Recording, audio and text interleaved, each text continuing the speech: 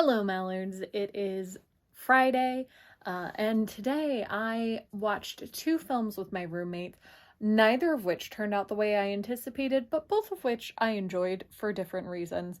The first film we watched was a 2017 film called Pottersville, and the premise, as in the little blurb that got us to click on it, says a man uh, in a gorilla suit is accidentally mistaken for Bigfoot and continues to play the part to save his small town. Now, the reason we clicked on this will help you understand why it was not the movie we thought we were getting into. And that is that we went looking for a Hallmark-style Christmas film on Netflix. And we clicked on a film that we know is a Hallmark-style Christmas film, but that we weren't quite ready to watch yet, because we have another person, like we want Mel to be part of that particular watching experience, right? And so we clicked on this film, and then we went to the related films, figuring that most of them were gonna be that sort of like holiday rom-com kind of feel. And the image for Pottersville very clearly indicates that it's Christmas while this thing is happening.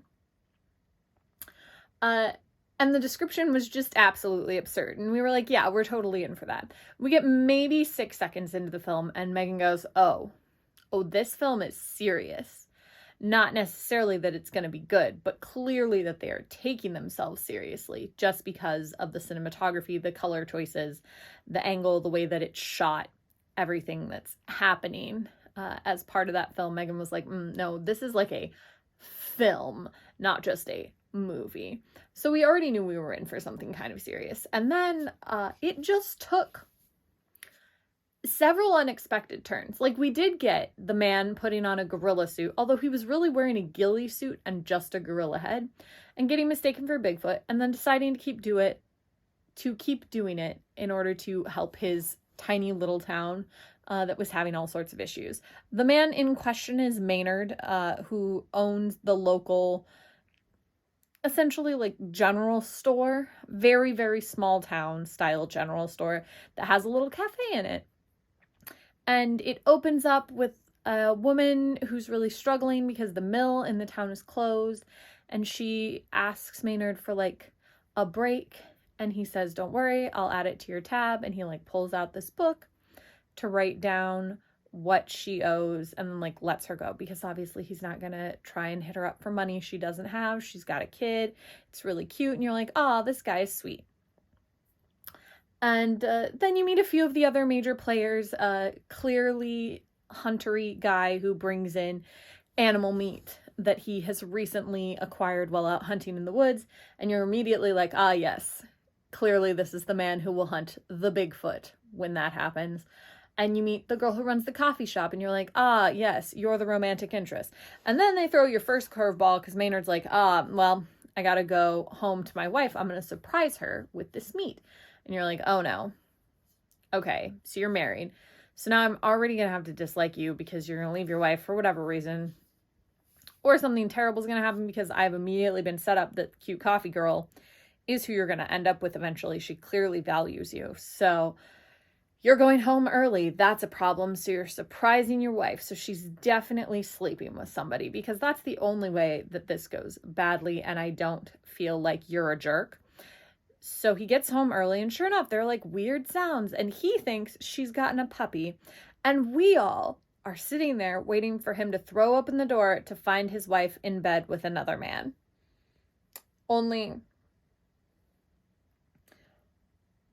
ladies and gents, that's not what we find.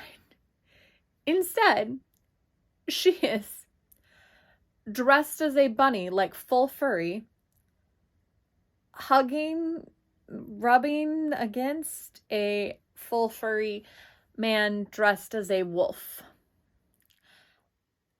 And just like, furries were not at all what I had anticipated being part of this film.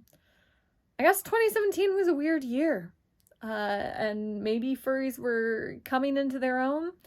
Anyway, he gets all upset because he thinks it's a sex thing, and his wife is trying to explain that it's not a sex thing, and then the wolf takes off his head, and it is Ron Perlman, who happens to be the sheriff. And he's like, don't tell anybody, because nobody can know. And he's like, why would it matter? How many of these people are there? And they're like, oh, there are like 32 of us in the county. So anyway, his wife's a furry, and then she's like, you never do anything fun. So this isn't about sex. This is just about me having fun. And so I think we need a break. And so they take a break, quote unquote, and he gets drunk and he's like, you know what? I can be a furry too. And he puts on this ghillie suit that he's selling at the general store, and then an old gorilla mask that he digs out of the Halloween box in the back. And he drunkenly runs through town, and people spot him and start talking about how Bigfoot is out there, and people seem to be getting excited, and the town is like getting some info, and there are these guys who now want to sell Bigfoot merchandise, and they're very excited, so they ask to like sell stuff in his general store, and he essentially is roped into like continuing to play Bigfoot until a monster hunter from a television show is brought in who has this absolutely horrendous pseudo-Australian, I don't even know, accent, like clearly fake, clearly terribly done, all on purpose, who also clearly doesn't expect there to be a monster and kind of freaks out when there actually, quote-unquote, is a monster. And the rest of it plays out similarly to the way you'd anticipate. Like, there were beats that we'd anticipated, you know, like the guy freaks out because there actually is a Bigfoot, and then they eventually talk to the hunter guy and convince him to go hunting, and eventually Maynard is shot with a tranq gun and brought back, and then everybody's really upset that he was pretending to be Bigfoot because it's like ruined their reputation and now their town is a hoax. And then the coffee shop girl, who has always known that Maynard's the best, goes and convinces everybody that they are just like not giving him enough credit and he's a really great guy, and then shows them the logbook where he's kept track of everybody's tabs for when they can't pay for stuff, and he just like lets them have it, and they realize that logbook is empty because he hasn't kept track of any of that and doesn't care about getting paid back. And then you're like, wow, somehow in this film, where in the middle of it, they thought they were finding Bigfoot and instead came across the party of 32 furries, and then everybody was like rubbing all up against each other and people were yelling about furries and their lifestyle,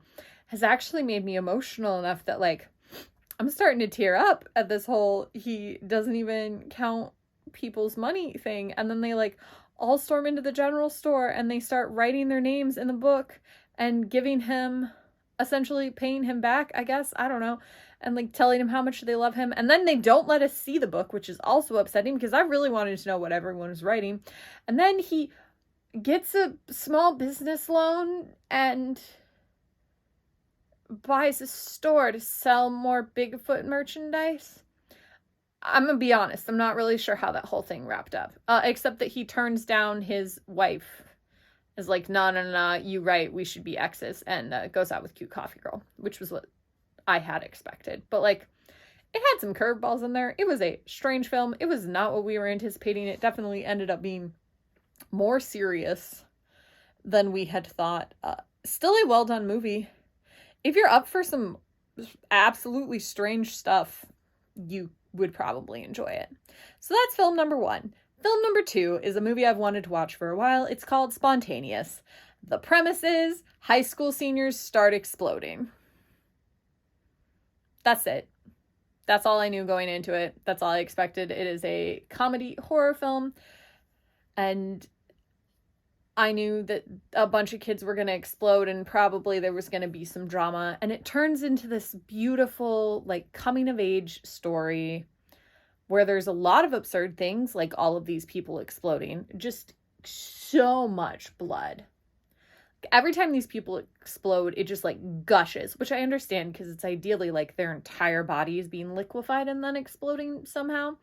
And so there is a lot of liquid in your body if you all just become liquid, because I like know how much I weigh and that would be a lot of liquid. But I can only imagine what it was like creating this film and just like splashing people with buckets of blood all the time.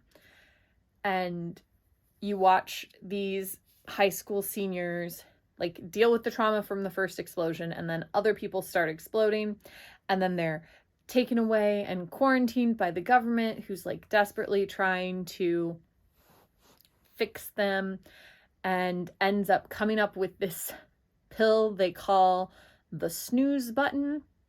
That's not a cure, it's just supposed to help. and stop them from exploding. And then, of course, like more people end up exploding even after they figured out the pill and they've sent all of the kids home. And you sort of see how that gets along. And you're following the main character, Mara, who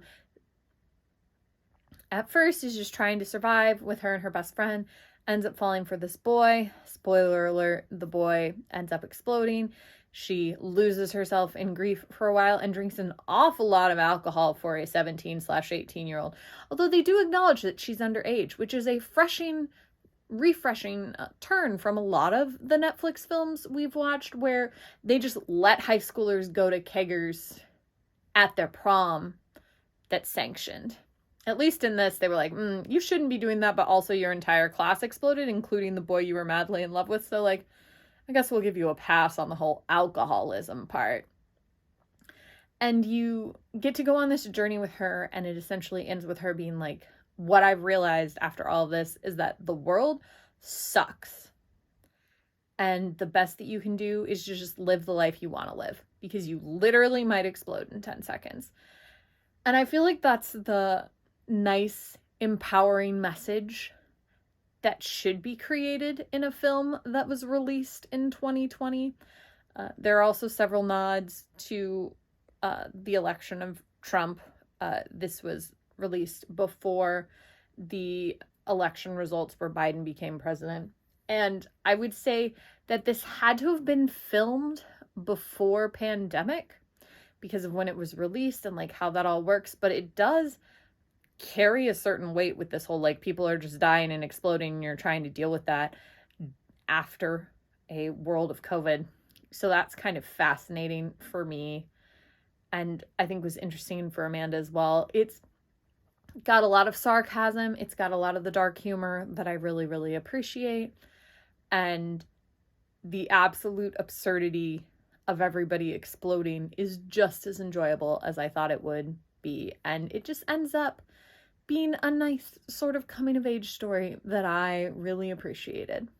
So those were my two films, both of which took a slightly unexpected turn, but carried out the way that I would hope that they would, and both of which I enjoyed. Although if I was going to recommend one over the other, Spontaneous is just so fun. It's everything I wanted it to be, with a little side of teen drama. And I feel like, even though I know none of these actors are high schoolers, it had the feeling of high school in a way that a lot of the films I've watched lately, especially the whole Netflix, like All the Boys You've Loved Before and Kissing Booth series that are supposed to take place in high school, didn't. I think that they've made those high schoolers too mature and too well put together. And these high schoolers are dumb.